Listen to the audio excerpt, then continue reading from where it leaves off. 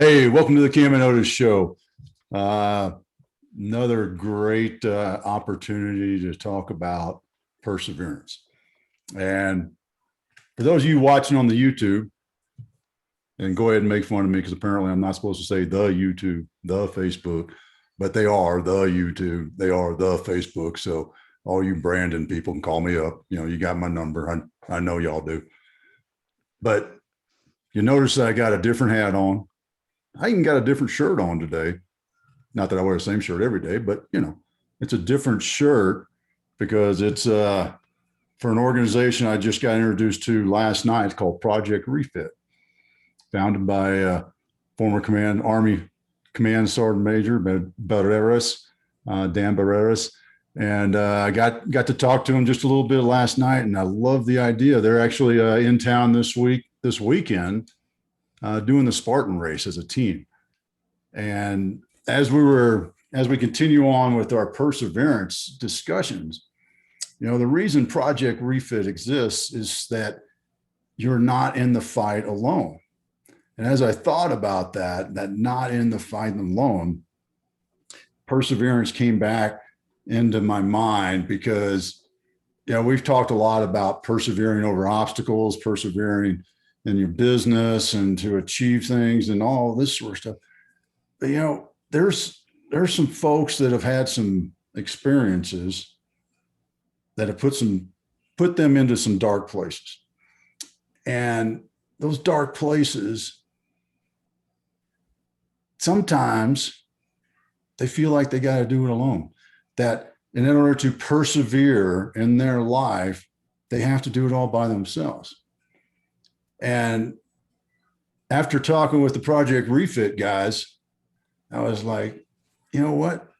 No, they don't. That's what Project Refit does. They bring people together. They bring these veterans together that so that they are not alone. They even have a communication tool. I don't remember what the platform is, but they have like a small groups, 8-10 folks, a tribe that they're all on like this squad app together. And man, all you got to do is hit the little red button and it sends out a message to your squad that things ain't going.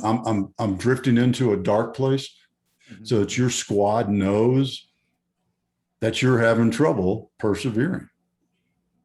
And it just really, really, the more I think about it, even talking to you about it right now, to think about that, there's so much power in that. And we in a bigger sense, but particularly we in the military, develop this concept in our mind that we got to do it on our own because we've done everything else on our own. And quite literally, it's here's your orders. Good luck. Report by this date. Oh, great. Thanks. Okay, here's your new unit. Show up at this time. That's the life. Go figure it out there, Sergeant. Go figure it out, Captain. That's the life that we live. And what Project Refit is doing is reminding us that, we may have felt like we're alone, but you know what? Every time we stepped into that new unit, we were part of a new organization. We were part of a new tribe. We were accepted in as part of that. So Project Refit is working to fill that void to where we don't have to struggle with these things alone. And that goes for anybody and everybody. Whether you served or not, when you're dealing with things that are getting you down and you're in that spiraling mode that I've talked about before, blaming yourself and you blame yourself again and you blame yourself again. And you're in that, you keep looking for the wrong thing to happen because you believe in your mind the wrong thing will happen to you, or just as bad, or actually a little bit worse, you create the wrong thing. You self-destruct the wrong thing because you don't believe you deserve the right thing. You ain't got to do this shit alone. And that's when we persevere together, that's a powerful place to be. Yeah. And what I think one of the things you're really talking about, is when you're in that negative spiral and you're in that really negative situation, one, the emotional side and the social side of having someone around you to support you is incredibly important. But there's also the same type of thing we've talked about with the power of a tribe, is the different perspective. Because you can get locked in on your own perspective when you're in that negative spiral. And your own perspective is skewed because of that negative spiral. But you get so locked in on that you start thinking, like you said, you don't deserve this, or you're not worthy of all this kind of stuff. And it's so funny because almost every time you're in that kind of situation, if you go talk to somebody in your tribe, they'll check you on it immediately, because they know you and they know the type of person you are. And when you lay out things in that negative way, it doesn't make sense to anyone else but you, because you're just telling yourself the same conspiracy theory about yourself over and over and over again. No one else believes it but you. And so sometimes it's really important to go and talk to somebody just to get that outside perspective on it. And that perspective can do so much for you of just checking that negativity. And one of the other things that you're talking about is having your own fight, and how it's like you want to have ownership of it. And that's a very natural thing, inside the military, or from somebody who's just been military adjacent, other people as well, the civilians. But it is your fight, and you want to have that ownership of it, and you want to go do it yourself. But you're not fighting alone is the thing. It is your fight. That is true, but you're not fighting alone. And so you have to start looking at it like that. I always go to rugby on these type of things, of course, but it's like when you play a game of rugby, you got 15 guys on the field, you have to perform individually. You have a long list of jobs that you have to do for 80 minutes. And if you screw up one of those jobs, it's done. They're going to score on you and you're going to be upset about it, right? But you have so many other people supporting you. Fundamentals of a good defense in rugby is trusting that the person next to you will do their job, trusting that you'll do your job, trusting the person to your right will do their job. But in reality, if you don't do your job, does everyone else stop playing? I was never a great tackler, was not my strong suit in rugby. I can fess up to that now, especially as a coach. I don't have to go out and do it anymore. But if you go out and you get run over by somebody, it's happened to me. Remember our good friend AB knocked me out cold, ran me right over. What everyone else do? Ran him down. They didn't stop and go, damn, Camden didn't do his job. That's his fight. It's not my fight. No, we're still in it as a team, and you still go and support each other in those situations. So even though it is your responsibility, you talk about self-care, self-help, mental health, all this kind of stuff. It is your responsibility to work to get better. But that doesn't mean you're in it alone. Those are two very different things, and they can both be true at once. You're not alone, but it is your responsibility to fight through this. And when you have the support of people around you, that fight can get a lot easier. And the other thing I really wanted to step on, this is me nerding out a little bit on what you were saying there about the communications app with Project Refit. The speed with which that you can ask for help is huge. That is one of those things. If you look at studies, we had, I'm blanking on the name of their foundation, the two EOD guys, Invictus Project. Invictus Project, yep. They were talking about how, and I've read this in other studies before, how most people who wind up committing suicide, it's within like 6 minutes on average of them thinking about it. Mm-hmm. And so it's such a short time frame that you have to have some sort of communication platform to be able to reach out and get that kind of support as fast as you can. And that was the nerdy aspect of me, was like, I loved how they limit the barriers there, that it's just you said it's a red button, hit the red button and they know you need help, because it's a very short time frame when those things are happening, because negative spirals happen very, very fast. Yeah, but no matter whether it's an app that you hit a red button, or even just dialing a number or whatever, because there's the VA has a number, and there's suicide hotlines all over the US and all this. It has to come from the realization of you as a human to realize that it's not the right decision. And because we've known people that have made that wrong decision, great people, and I've known a few in just recent past that lived a great, unbelievable life, and in the moment they made the wrong decision. Mm-hmm. And the critical piece comes into play when they have to realize that is not the right decision. And then the step is accepting, hopefully, and this is how you get out of that dark place, is you ask for help. Mm-hmm. Whether it's a stranger because you feel uncomfortable talking to somebody who's in your close personal circle, or vice versa, you feel more comfortable talking to people in your close personal circle. Or, in the veteran space, they have that commonality background, so it doesn't, that there's that they're maybe not a close personal person, but they know they have that common bona fides of background for connection. Shared understanding. There we go. So but it all comes down to that human choice, the remembering and understanding as a human being that you have the ability to choose, and looking at that final choice and knowing that is not the best option. Because, really, like I said, no matter what the tool is, no matter whether somebody is in the room next door, it comes down to that person's choice. It has to be that choice, and it has to be that realization that no matter the situation that it is in, that you are in currently, it will always be better than that other choice. Mm-hmm. Because that other choice is so permanent and so ending that it does not fix anything. It only ends it. And that's something that just kind of popped into my head as I'm talking this through. When you think about suicide, it doesn't fix it. There's no rest. There's no peace.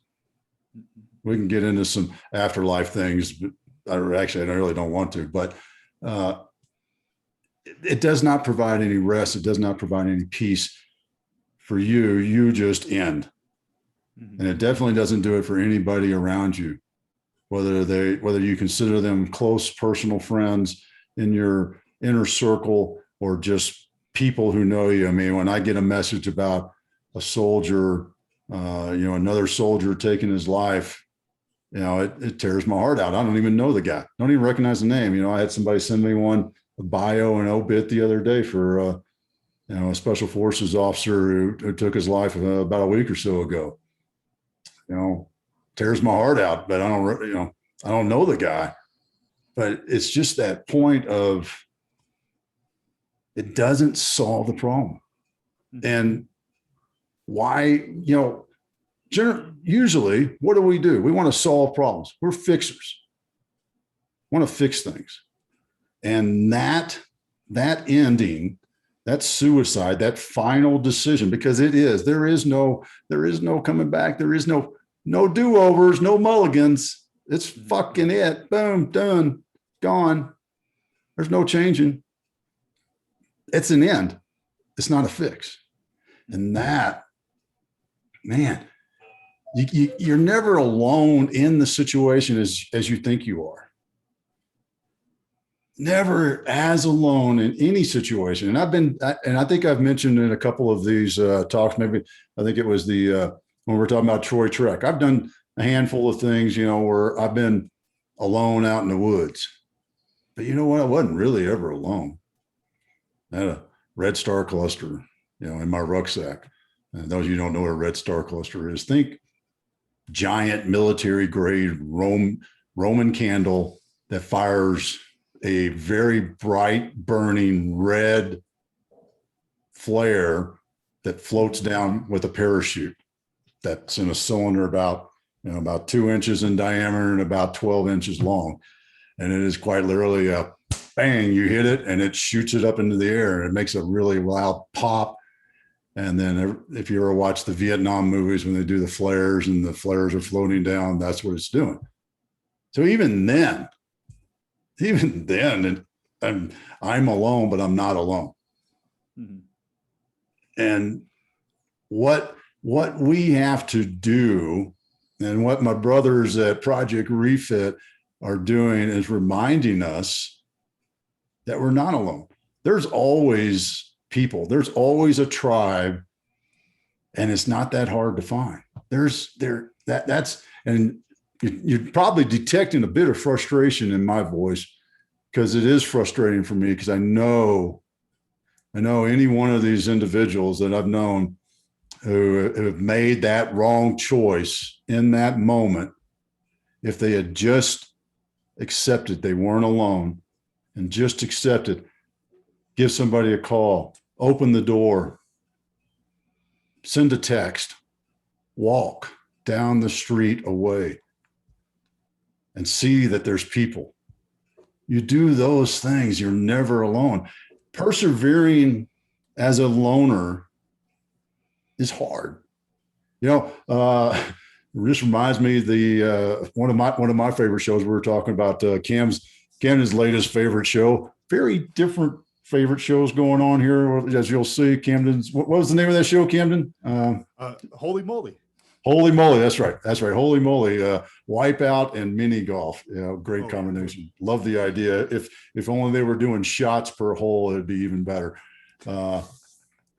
But the one that I really love and enjoy is Alone. It's a Discovery Channel. And they take these people and they put them out into the Arctic wilderness alone to survive. And it's interesting. Now, of course, it's all TV edited and stuff like that. So I don't know. But it's really interesting in their cases as you watch them go along. And this is season 2. So season 1, you go back and watch, they go 90 days and you watch the mental aspect of the difficulties they go through surviving on their own. And what's very interesting is the ones who have a stronger mental will to survive on their own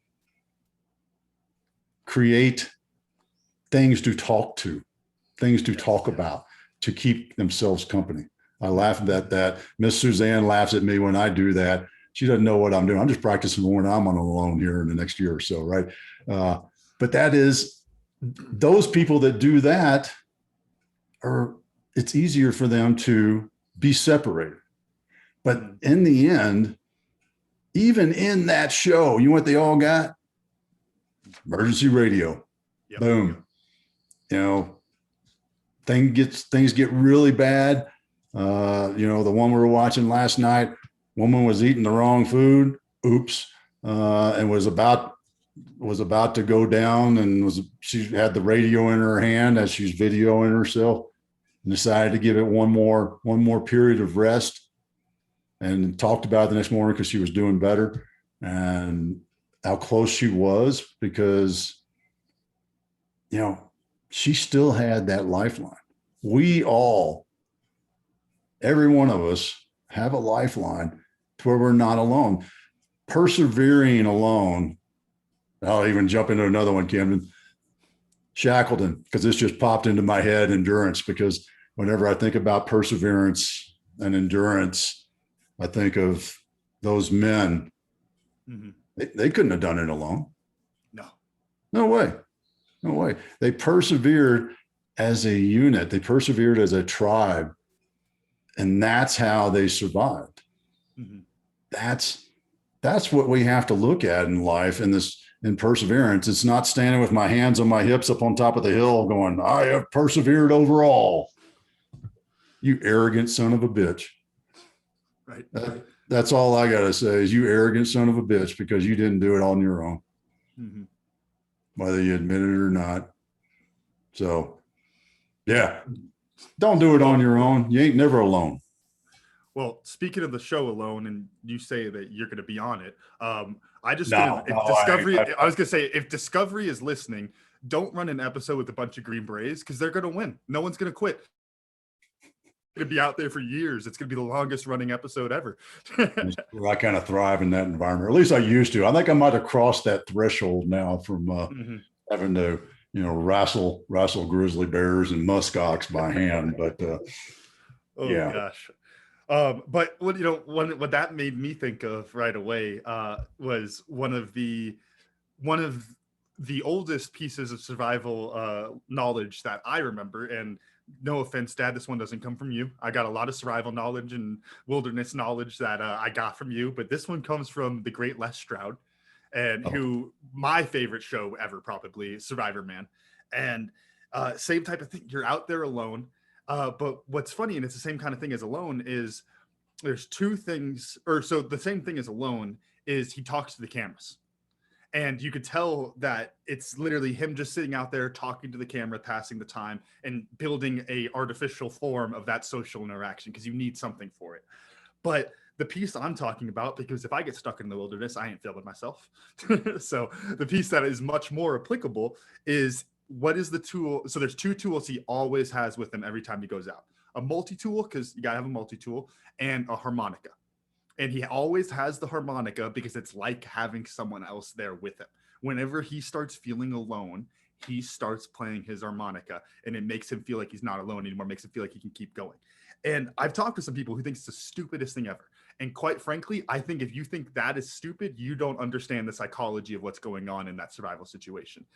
And that's, that's where, it's freaking Bear Grylls. That's probably all those Man versus Wild people, fakers. But but you need something that you can hold on to, because you can't go through that fight alone. Even if you are truly alone in that kind of situation, you got to have some sort of mechanism that you can use to make you feel like you're not, and to keep yourself going inside of that. Because like we've said a million times on this show, probably on what is our 98th episode, we're social creatures. And when you're dealing with a problem, whether it's you're freaking stuck in the wilderness or you're in a negative spiral, having someone else there, whether or not they understand your situation or not fully, it is helpful. And because that's one piece of it I really want to touch on, because I think that's something you hear a lot from people who are struggling in those negative spirals of depression, those type of things, is they think people won't understand. And the weird thing there, and I'm going to say this, it's, they don't have to understand. Just talking to a person about it, what helps you.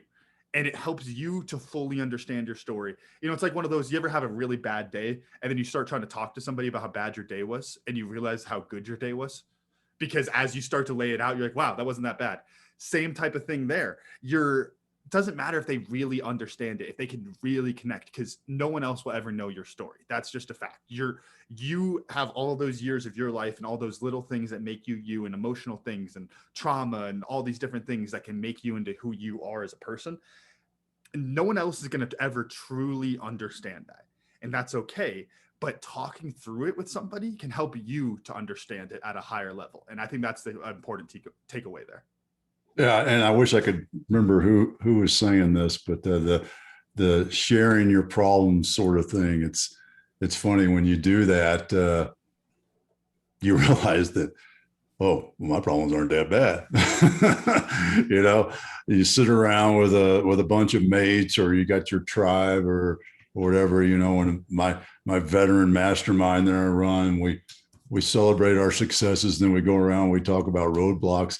Man, sharing those roadblocks is such a powerful thing. Not just in the, well, how do I handle it sort of thing that we usually dive into for a few minutes, but it's like, wow, I guess mine wasn't really as bad as I thought it was, because, geez, what Joe's dealing with over there in his business, holy crap! Thank God I'm not Joe. It's it is, there's so much truth to that, and it's not a I'm trying to think of the more nice way of saying the measuring contest of how to see how bad my life sucks. But it is more of a, when you speak things, it changes the perspective of it. Mm-hmm. When you say it out loud in front of people, it always changes the perspective. Meaning, in our mind is a powerful tool, and it's an evil tool, because our mind will build and create those stories and those lies and perpetuate that belief that this is really bad, you really suck, you're really screwing us up. But when you start to say something to somebody else and share it with somebody else, then all of a sudden you get a different perspective. Just hearing yourself saying, whether they say anything back or not, it's a whole nother story. It's just changes your perspective in that stuff. Yeah. And what, one thing I want to add on to that is that when we're talking about how there's people going through worse, that perspective is a useful thing. But the other side of that is also that doesn't mean that what you're going through is insignificant. It's one of those, I don't remember the actual stat, but some stat, I'm just gonna throw out a BS number because I'm allowed to do that because my show. But it's like something like 1/3 of Americans suffer from anxiety or depression. Does that Mhm. mean that if you are dealing with anxiety or depression, that you're not special? No. Does that mean that your story is insignificant because somebody has it worse than you? No. It just means that there's other people going through it. And like I said, just how other people want to understand your story, everyone has their own story on that. And so even if yours might not be the worst situation that could possibly happen, it's still bad and it's still justifiable for you to feel that kind of way. You got to set that up as your first step, and then you can move on from there and start working your way out of it. And so those perspectives, I think we talked about this last week. Well, you were out with, we talked about this with Dr. Sierra and Ashi, how Dr. sometimes when CP. you're Dr. CP, but how sometimes if you're going through an injury and you see the person at the physical therapist office and they are going through the same injury and they're further along than you, how some people it can like break them almost, and they start wanting to do so much more and they start freaking out and they go into that negative spiral of, well, why can't I do that? And the real thing is that those people, every other person out there is there to provide perspective on your life, and you can compare yourself that way, and those perspectives are really important. But don't forget that you are still on your own journey with that. And even if you don't have it the worst, you still got it bad. And that's justifiable. And, it's okay that you might need a support system for that, even if it's not as bad as you think it is. If you're having a bad day because you got cut off in traffic, it's okay to call somebody and get help to feel better about that, on a very small level of something bad happening, all the way up to the worst possible days and the severe depression and the negative spirals and all that kind of stuff. No matter where you are on it, you're not alone.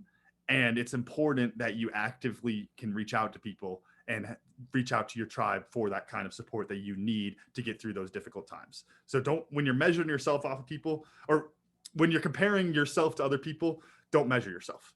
It is your own story. You're on your own path and all that kind of stuff. It's good to know other people's story because it provides very important perspective to your life, but they're not you. Yeah, well, I was just thinking about the infamous percentile tool that we use in America for measuring the growth of your child and whether or not your child is in the whatever percentile. And I'm drawing a blank on whether you're supposed to be in the 90th percentile or the 10th or whatever it is. But it's just, what, that, damn it. We start that right there, don't we, in that comparison. And I did have to throw back one more, you're never alone,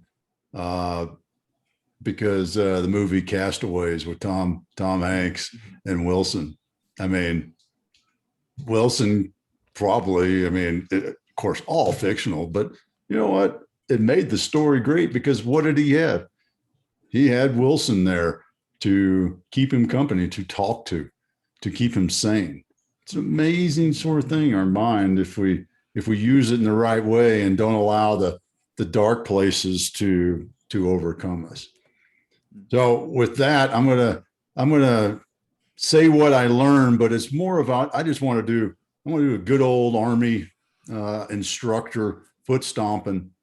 I'm going to stomp my foot 3 times here on the stage. Emphasize this is the point. This is what you should write down. This is what you should remember for the test. And that is you are never alone. I'll say it again. Stomp with my left foot this time to extra emphasize it. You are never alone. So yeah, that's what not our traditional what you learn. That's what I want to emphasize. No matter how shitty it is, no matter how frustrated you are, no matter how hard you believe it is for you, and how that nobody else will ever get it. Nobody else has ever felt it. Nobody else has ever suffered it. Got it. You're still not alone. So, Camden, what'd you learn? Well, if you ever get stuck in the wilderness and you don't have a camera to talk to and you don't have a harmonica, take a little bit of inspiration from Tom Hanks there and just find a good rock.